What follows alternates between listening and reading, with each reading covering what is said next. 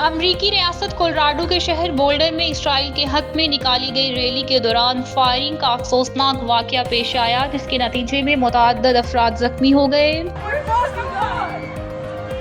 Stay.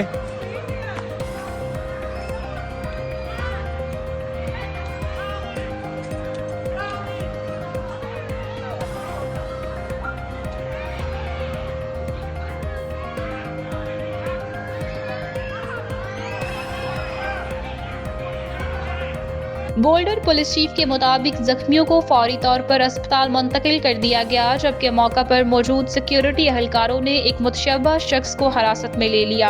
F B آئی نے واقعے کو ممکنہ دہشت گرد حملہ قرار دیتے ہوئے تحقیقات کا آغاز کر دیا ہے۔ حکام کا کہنا ہے کہ واقعے کی ہر پہلو سے جانچ کی جا رہی ہے تاکہ اصل محرکات سامنے لائے جا سکیں۔ کولراڈو کے گورنر نے واقعے پر سخت رد عمل دیتے ہوئے کہا ہے کہ کسی بھی قسم کی نفرت انگیز کارروائیاں ناقابل قبول ہیں اور ریاست میں کسی کو امن و امان خراب کرنے کی اجازت نہیں دی جائے گی۔ امریکی وزیر خارجہ مارکو روبیو نے بھی فائرنگ کی شدید مذمت کرتے ہوئے متاثرین سے اظہار یکجہتی کیا اور کہا کہ امریکہ میں دہشت گردی کے لیے کوئی گنجائش نہیں ہے۔ یہ واقعہ ایک ایسے وقت میں پیش آیا جب اسرائیل کی جانب سے غزہ میں بمباری اور مظالم کا سلسلہ جاری ہے، جس میں روزانہ کی بنیاد پر درجنوں بچوں، خواتین اور عام شہریوں کو نشانہ بنایا جا رہا ہے۔ اب تک اسرائیلی حملوں میں 54,000 سے زائد فلسطینی شہید ہو چکے ہیں، جس پر دنیا بھر میں شدید رد عمل دیکھنے میں آ رہا ہے۔